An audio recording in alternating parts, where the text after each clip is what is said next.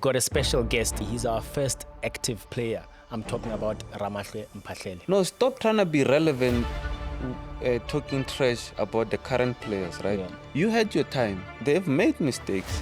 But now a youngster who's trying to feed his family, he makes one mistake, two mistakes. You know that we go through so many things that people don't see. It's very difficult to talk to football players about money. 10, 15 years, we will see you on I Blew It, or we'll see you on a podcast. People be talking about you that you broke. Another episode of Behind the Boot with Super Journal. We've got a special guest, former Kaizer Chiefs captain, former Mamelodi Sundowns captain. He'll tell us all about his plans. And by the way, he's our first active player. I'm talking about Ramahlwe Mphahlele. No rules, right? No rules. Here you can swear, unlike on Metro FM. This guy was swearing on radio last week. It came out like I tried to stop it. I was like, fuck, man. So I was laughing so hard because me, Timmy, and Andile have a group. When I heard you say fuck, I was like, did he say fuck? Andile sent like a sad emoji, like, this guy won't pull eye. Because usually when that happens, there's an email from the bosses. Or like, But it didn't.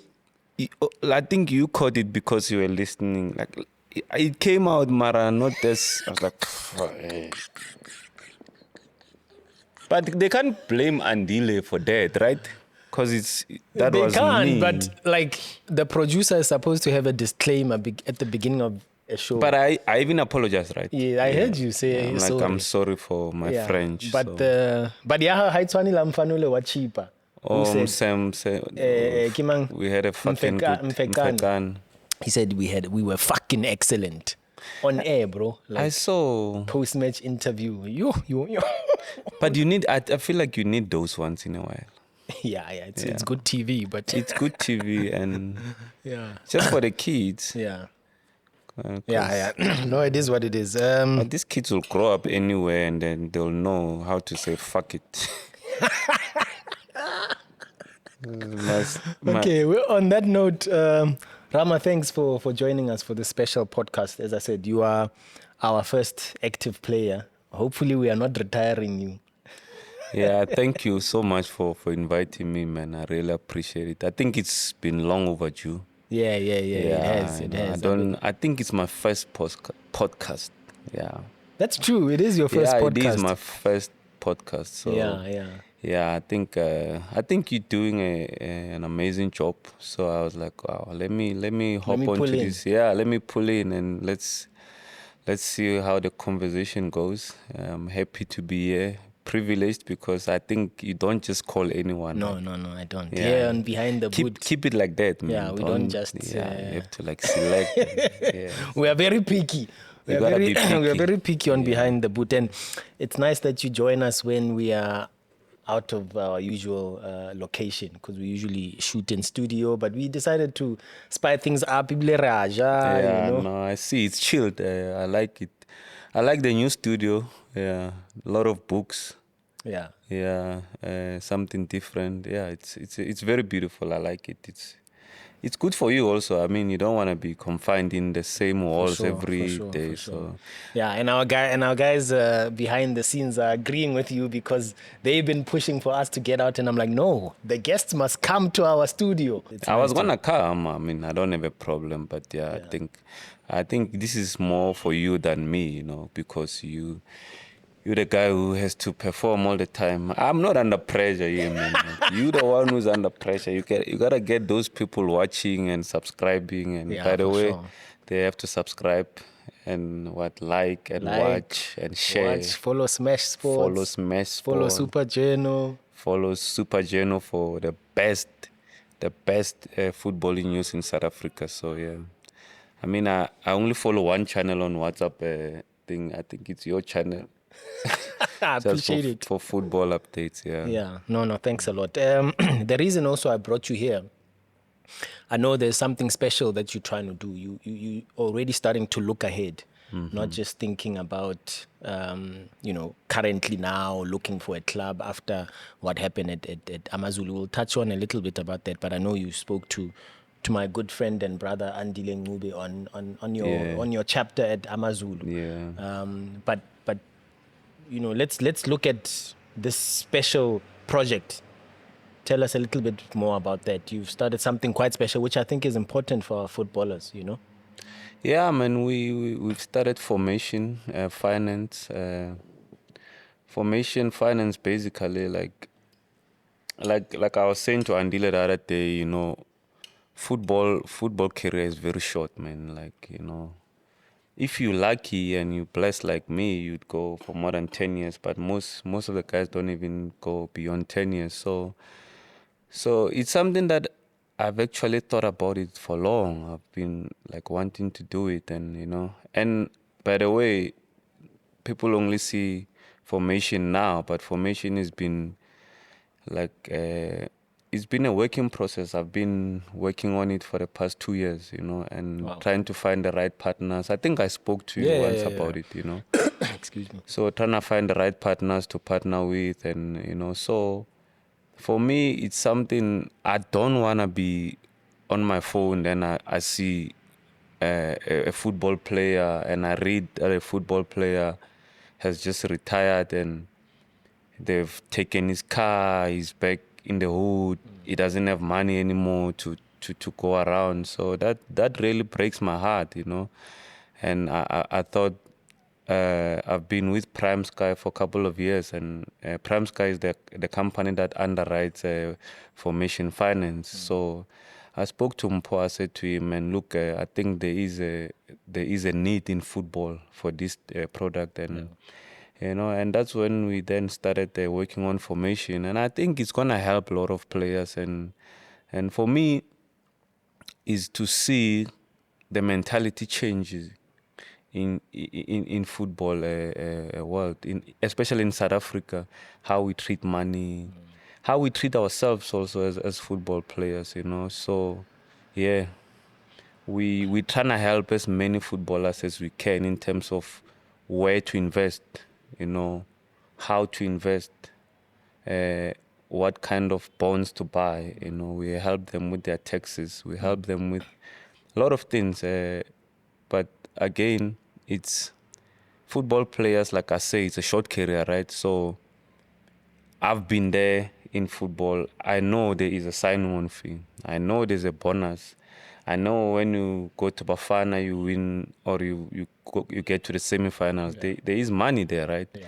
I know when you go play Black Label Select, you win that thing. There's money, and I always say there's no such thing as free money. Every money is important, and therefore, in football, we should tap into that and say, I was with Mdu the other day, which obviously Chiefs won the Nedbank Cup. I said to him, hey, Mdu is part of formation finance and other players there's a lot of players in formation. But for me, I said to him, hey, let's sit down, let's have coffee and talk about the bonus you got from the Nedbank, And then we tapped into that money, took some of it, we put it away for him. This money is not for me, it's not for Prime Sky. It's for football players after retirement, or when maybe you're going through a transition, you don't have a team. Then you can always give us a call, say, hey, Rama, the next 2 months I don't have any income. And that's where we come in to say, can we then be able to see, okay, what are your monthly expenditures? Where can we then try and help you before you get the next contract, And we all know contracts end, football ends, the fame ends, but don't let that then become like a stress to you to say, okay, football is done now, what do I do? But at least if you have some savings, some investments, and then you can then transit comfortably into the other life, because you have more life after football. Absolutely. So yeah. I'm wondering, how did you get these guys to trust you? There's this misconception that footballers obviously are naive. They don't think about the future. They only think about the now. They are flashy. And to some degree, the stereotype is proven true by a lot of the stories that we excuse me, that we personally write about, and that we also hear about when, you know, when something tragic has happened. To say, Rama nasna chelete, but he played for Sundowns, Bafana, Kaizer Chiefs, yeah. whatever the case may be. Yeah. So how did you, the group that you have under formation at the moment, how did you get their buy-in? Hey Mazola, I don't want to lie to you, ne? It's very difficult to talk to football players about money, because they always think, oh, it's a very sensitive subject, to be honest. And you know, I needed to be brave also, and say, you know, let's give it a go. I think it's worth it to actually try and give it a go and go all out to make it happen. And for me, most of the boys that I have on board, is just a matter of sitting down and having a conversation with them, like a real conversation between an older brother and a little brother, to say, hey, come here, let me talk to you about this thing. Like, football money is not forever. Yeah. And if you don't, in the middle of the fame and the flashes and all these things, you sit down and take some of that money and put it away, in 10, 15 years, we will see you on I Blew It, or we'll see you on a podcast. People be talking about you that you broke, you know. So for me, it's to have a conversation, and then from the conversation, they understand where I'm going. They understand because they've seen it with other players, you know. So for me, the conversation then sparks how much are we then putting away. And for me, I say to them, once you start with us, for as long as you're playing, you don't touch that money. You know, that money is for you to say the day you don't have a team, then you can come and say, okay, this is how much I've put. I have 5 million now. What do you want to do? Do you want to open a business? Do you want to... So, yeah, but like, to answer your question, it's just a matter of having a conversation with them and make them understand the importance of money. And like, look, money is not everything in life, but very important, you know, because once you know it, you know, it can change you. And also, once you don't have it, it can then also cause a lot of stress. And, you know, so this is what we're trying to avoid. And to create a mentality of saving, of investing in football in South Africa, to say, we don't have to buy the Porsche. We don't have to buy the Range Rover. Yeah. We can still drive in a Polo, and we're good, you know. So, yeah. Those who don't sign up, what's their excuse? Look, I've spoken to a lot of players. Some do have these products in place. Retirement annuity of some sort. Yeah, and also through a club or just themselves, you know. Do clubs even have these sort of things? I think when I was at Sundowns, we had with Sanlam, yeah. So, but then again, it's not a must, you know. It's up to you to then sign up. And, you know, because I remember at Downs, there's Patrice obviously said to us, we all signing up. You know, if you don't have a product like that, we all signing up. And then the guys came, they signed up, and yeah, I mean, they were taking money every month from us. And I remember 2-3 guys who I won't mention, after 6 months, they were like, no, these guys are taking too much money from me. And then they directly called Sanlam and say, cut the policies. They cut the policies. And for me, this is then what we're trying to avoid at formation, to say, you're going to have to come through us. Yes, we have as the advisors to say, this is a terrible decision. Yeah, it's a terrible decision, because what are you going to do with that money? You're going to waste it. You know, so we're saying, come to us and sit down with us and say, what do you need? You know, okay, you have an emergency account, let's tap into that and you sort out this temporary problem. But don't touch the money that's going to help you in the long run, and let the money compound, let the money gain more money for you, you know. So, yeah, so those who don't sign, most of them have it. And some then we still reaching out to these guys. And, you know, I've spoken to Happy Chele, I've spoken to Makaringa, Villa. I'm speaking to a lot of guys, Tsepo. obviously we just have to find the right way to work around how we're going to work going forward, because this is not about me alone. It's for footballers, and I would love other footballers to come and say, "Hey, bro, come on, this is To own this thing yeah, together. let's own it. Why not? This is our economy. This is a football economy. Let's own our space, 100%. and let's work together. There's no need for us to bash each other and kill each other. Let's sit down. Let's talk about it. Let's help the young ones that are coming behind us. Then in that way we can change the culture of this thing, because like you said, the narrative is we waste money, flashy cars, girls, clubs, and all those things.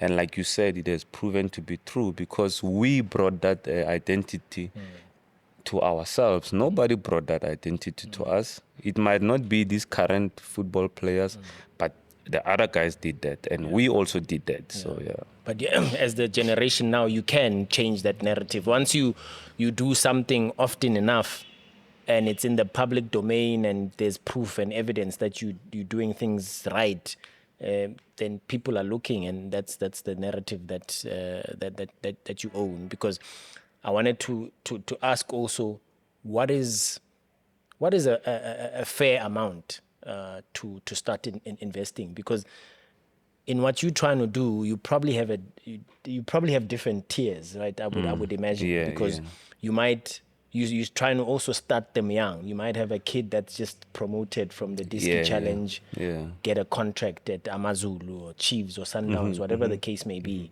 and he's starting off a lower base. What does that look like? Do you have what is a good amount to start with? For instance, if you are able to, I don't know if you're able to share, but like your Sundown Sanlam thing, for instance, what would have been a average base amount in that time? Which is it's a long time ago, but obviously it was one of those things that you were starting out, and that's probably where your mind switched on about saving for beyond football. For me, Mazola, it's like before we played football, right? We weren't earning anything, right? And I'm sometimes surprised when a player says, I don't make enough money to put something away. I get quite surprised. And then I would sit down with him and say, okay, where is the money going? Yeah. So obviously there's young players who are just coming in and maybe they're not making enough money. Then for me, like I said, I'm trying to create a mentality and a culture of this thing of saving money. So if, for instance, a guy is earning 10K, right? I always advise them, because our careers are different, and we're in a different career, because football is short. So we're trying to be as aggressive as we can be, So I always say to them, let's start at 15% of whatever that you're making. Okay. But if you can't do 15%, we always say, okay, let's do 10, And then from there, obviously contracts, then they give them increases. Then we sit down again at the end of the season. Hey, let's look at it again. They've given you 5,000 more. On that 5,000, can we take something and put it away? So it just varies on age and how much you're making, and also your plans, your financial plans as a player. What do you want to do with this money? So, I mean, as a football player, like I mentioned, if you're lucky, you do 15, that's a very short period, Then let's try and be aggressive, Let's be aggressive in terms of putting away money. And beside the 15% that you're putting away as cash or as an equity, right? Do other things on the side, Like if you're saving 15% of what you're making, right? And you're also paying your bond, that's also an investment, right? So it's money that you're putting away. Maybe you've bought shares, you've bought government bonds, whatever that you want to invest into. So I really encourage them to say, hey, let's be aggressive. And obviously there's signing on fees that we sit down when I know that, hey, you've gotten the signing on fee from the club. Let's sit down and talk about it. How much are we taking? Yeah. Put it away for you. Won a cup again, we take. You got a bonus from Bafana, we take, So Yeah, like I say, it varies from how much you're making and the age also. We have to look at the age, because if I get I have like a 28-year-old, I always say to him, if he doesn't have any saving history, then I always say to him, then you need to be super aggressive, because you don't have much time left in football. But a youngster, then we can start nicely and then gradually increase it as his career goes. Because you are basing it off of the assumption that they will have A time longer and career, they'll have a yeah, longer yeah, career you know. span. Obviously, God forbid, serious injuries Yeah, and things yeah. like that. And also the other thing we trying to avoid, man, I've seen in the past, like, people sell players wrong products. They sell them like life covers. The player is paying so much on a life cover, and he's still 20, doesn't even have kids. I mean, we can argue it. I mean, if you don't have kids, you don't have anything, you're still young, why are you paying so much for a life cover?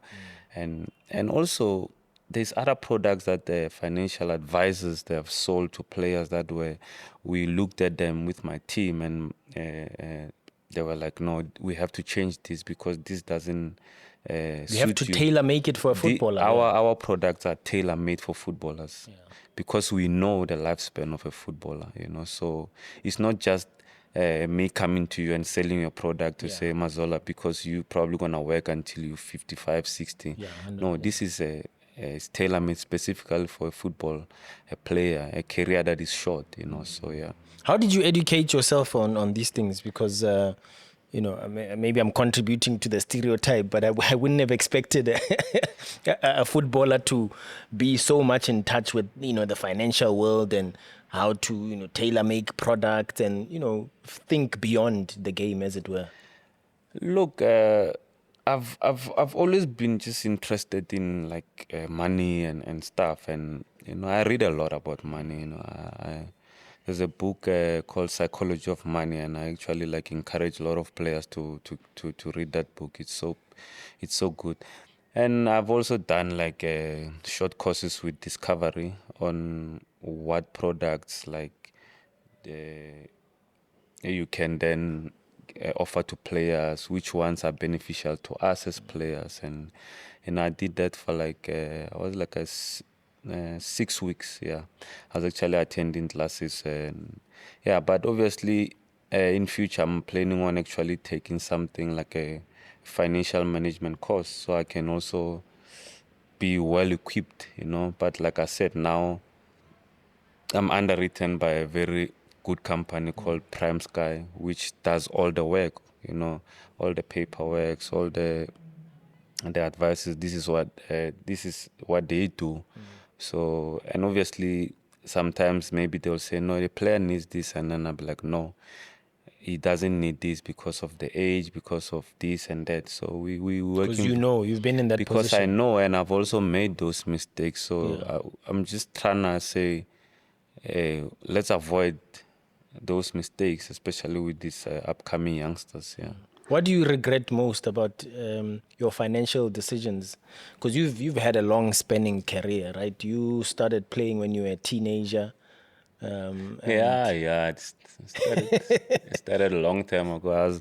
I actually led the national team, and there's a kid who was born 2006, and and I was like, hey, and I was playing already at that time. So, like, I wouldn't call them regrets, man. I just like to call them lessons. Yeah. Maybe, putting, like, buying, like, things that never, like, buying liabilities, like, buying an expensive car.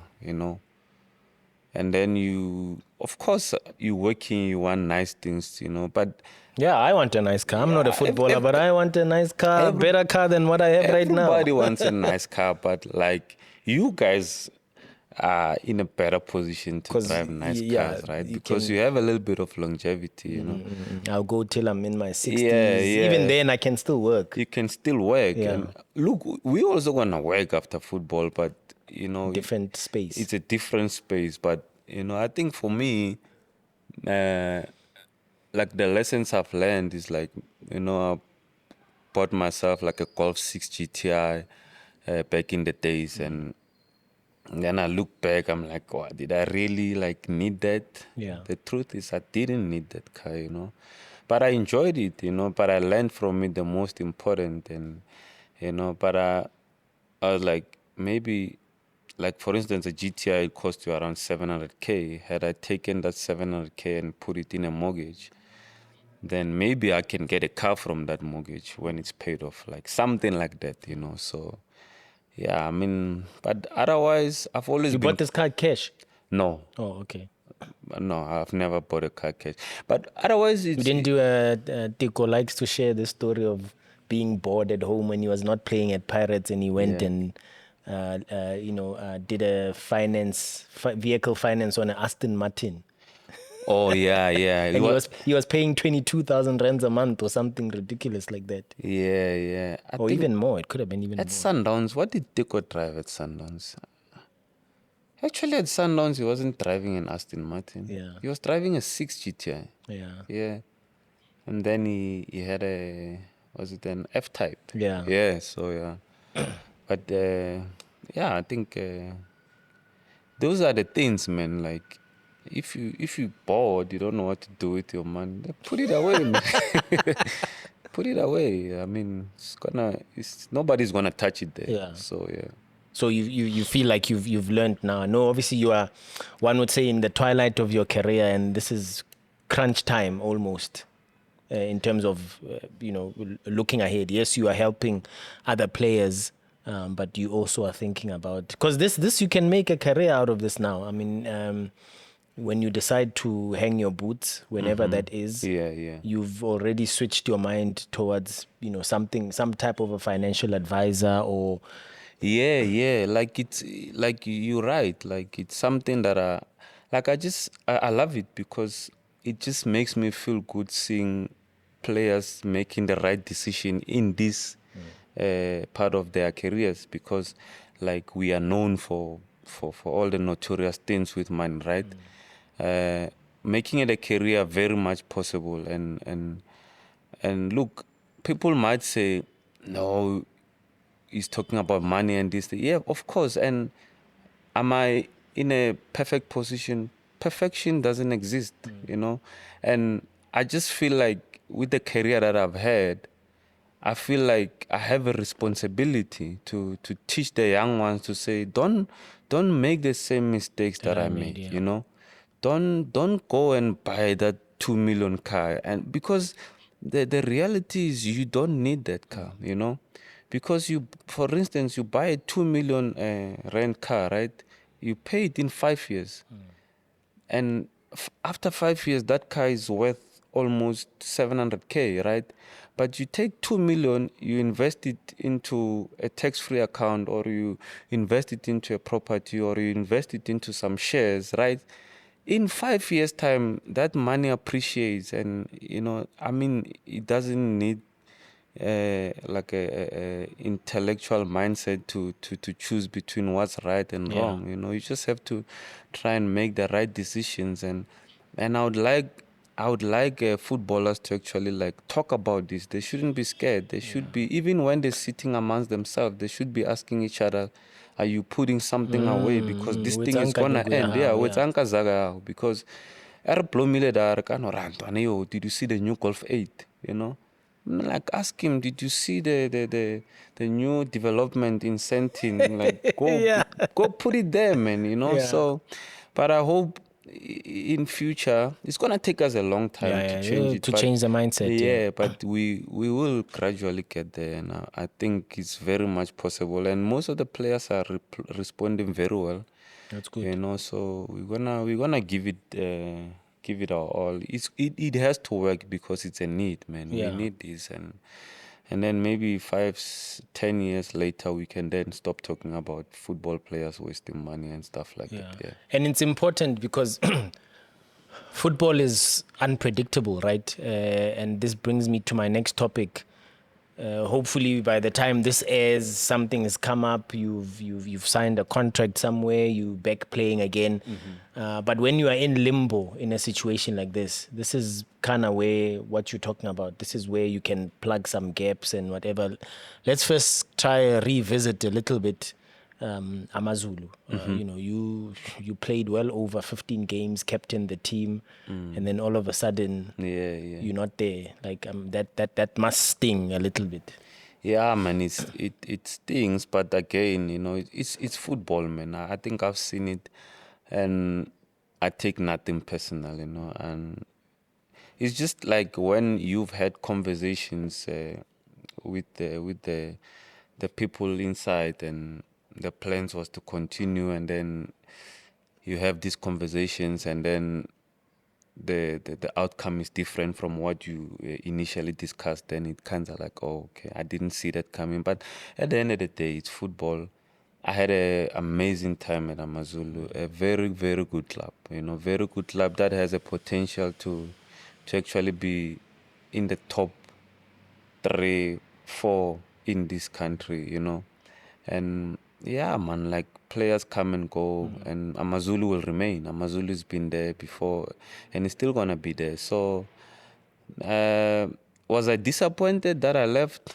Of course I was, because I was playing, contributing, and I was, actually we qualified for MTN 8 after a long time, and I was actually looking forward to that, and we actually spoke about it after the last game against Pirates, yeah, but like I said, Mazo, like keep ball, man. You don't have to, you just gotta process it and understand why certain things happen, and yeah, I mean, accept it, accept it, like fully accept it and move on, because there's no need, and it won't help you, crying and saying no, they did me wrong. No, football is business. Yeah.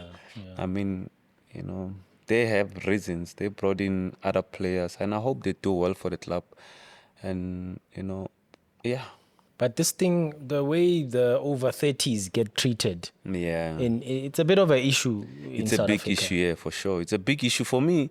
Like, I don't have a problem when you release over 30s, right?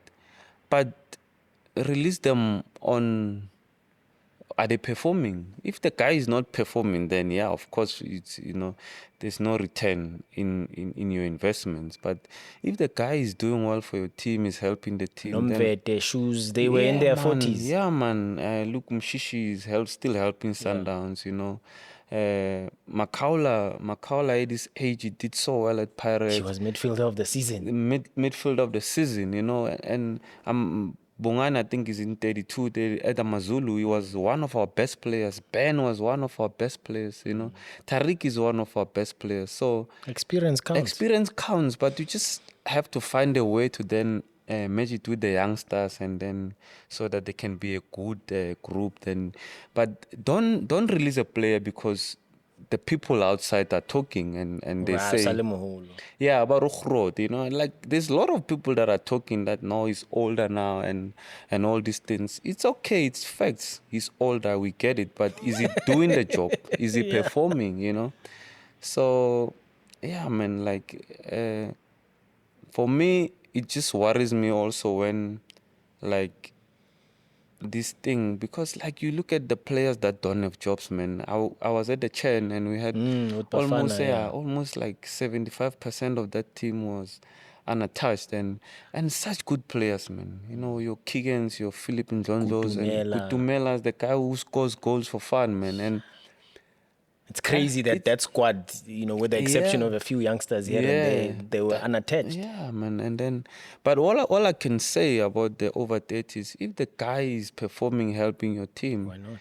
Then why are you listening to the public about he's over 30, he should go? Of course, I know teams want to get youngsters and then sell and make more money. Yes, because I was about to say that. Is it a,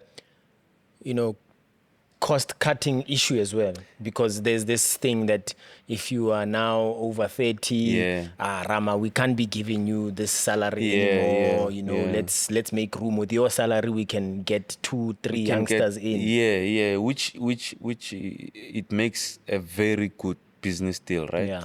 The owners are cutting very good business deals.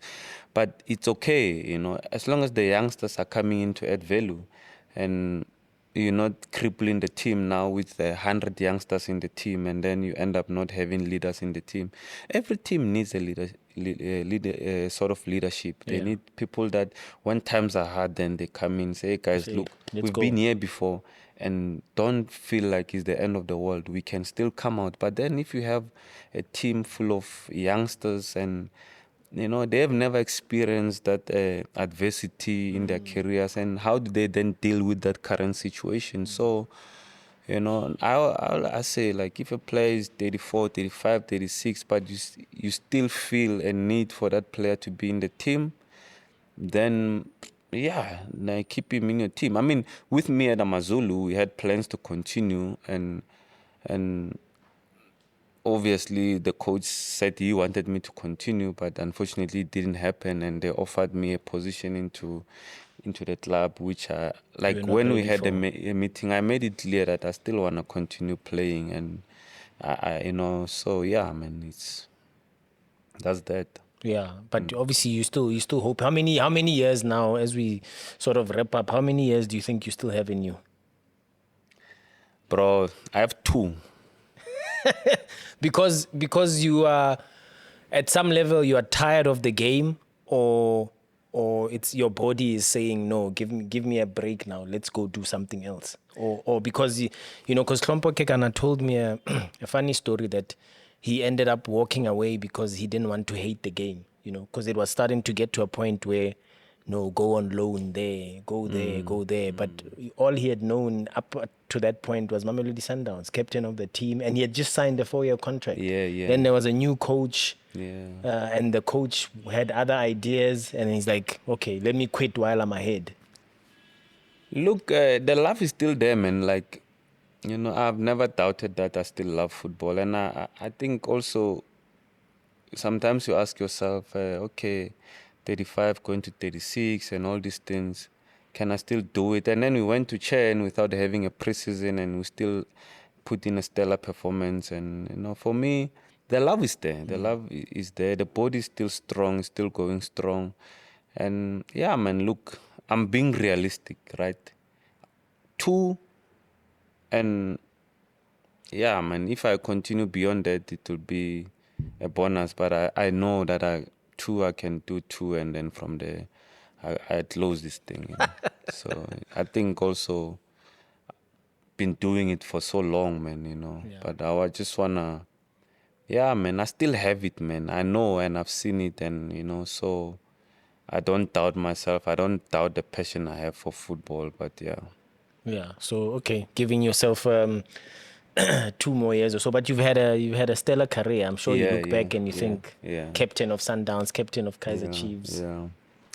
No, it's been good, man. I mean, if somebody said to me when I was 13 years old at Supersport, said to me, you're gonna go and have this career, I would tell him, no, man, get out of here. It's not possible, but with the grace of God and the support of the people in my life, and I went on and have a long, successful career, and I can't ask for more, man. It's been great, and just wanna finish on a high. Finish strong. Finish strong, leave the game. So. But then again, bro, you might say you want 2 more seasons and say, okay, maybe 1 or whatever, or 3. You never know. So, but for me, like I said, it's been good, man. Yeah. Speaking of being good, my food's getting cold, and it's good. We've had great hosts here at Rent Club, downtown, different venue. The food that you're having is my food, by the way. Your food is here because you are lactose intolerant. You got cheese in it. You couldn't eat your food. Don't act like that's your food. That's my food, which was an omelette and avo. So you have to take this home and give it to the kids. Don't waste food, man. Yeah,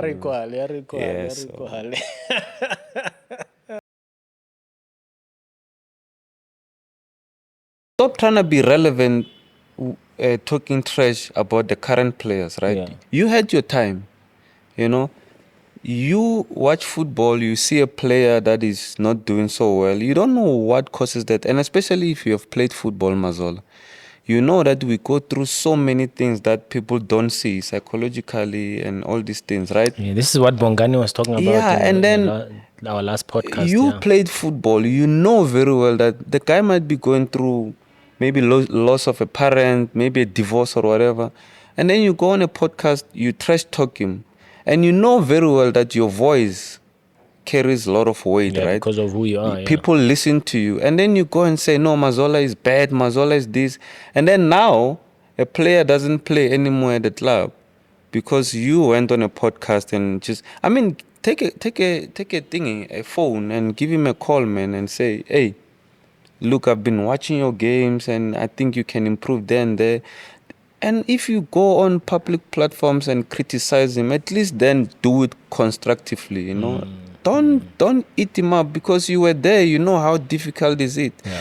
And then they go and just talk a lot of rubbish, honestly, and it's upset, man, to see it coming from people that have played the game, that have also made those mistakes, right?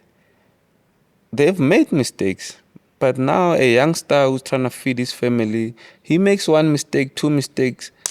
You bash him so much, even out of the team. He might even lose his contract because of you running your mouth, talking a lot of rubbish about him. Come on, support them. They just want to be like where you been as an older brother. Instead of supporting him and giving him a positive talk, do that, man. Like, it's not gonna cost you anything. Be a better leader, yeah, for sure. Be a better leader. Be somebody who uplift others with your voice, rather than just going and talking bad about players. You know, find you know, instead, I mean, what do you gain from criticizing him like that in public? Zero. But let me tell you what you gain from actually speaking positive and taking a phone and giving him a call. That thing will, you know, uplift him. It's like, oh, okay, man, thank you so much. And then now you start then, you know, maybe he might even say, hey, doc, I'm going through something, man. Yes. And then you can even talk to him like, yo, son, I also went through that as a player. Let's sit down and have coffee and talk about it. Rather than just going and then boom, boom. Come on, man. Yeah, you played football. You should do better, man. Especially from someone who has been in that position. Because I was saying to Bongani that sometimes we are not, you know, we are seeing it from the other side. We are not footballers. Thank we are you. media. We are the public. We are fans, spectators. You know? But you are on the other side. You've lived it. You've been a footballer. You've lived it. And you know, Mazola, how difficult is it? Yeah. And when you watch the game from the grandstand, right, there's so much space. Like, so much. Like, the pitch is so big. Get in there, bro. It closes up on you. It closes up on you.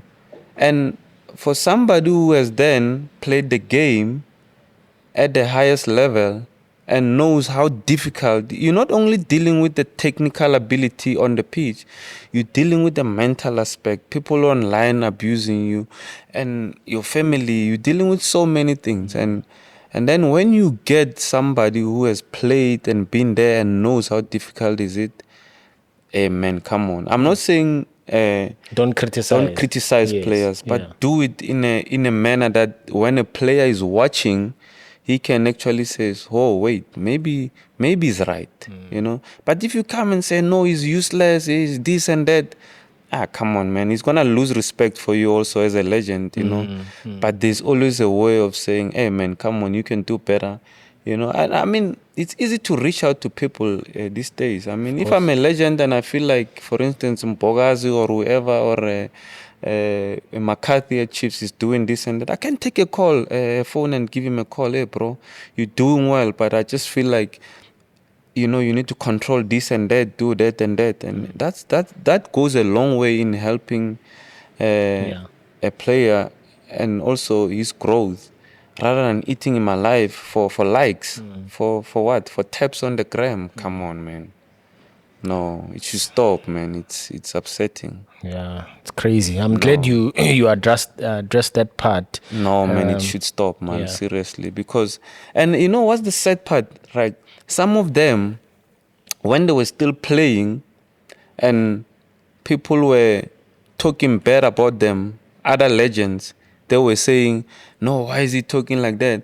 And then 7-6 years later, they retire. They're sitting on those couches with the mic in front of them. They just talk. They forget or hey, le nna ne ke sa e batle da ne ngutlisa botlhoko. But now that I'm on the other side, I'm gonna change. I'm Salivate. o lebetse le wena or le wena ne ba bua so ka wena. No, le wena so bua. These are our younger brothers. If we don't protect them, who's gonna protect them? Are we expecting DJ Maphorisa Lit Kabza the Small to protect them? No ways. The rugby players to protect them? No ways. No, let's protect our own. No, don't eat them up. Confidence. Come on, gents.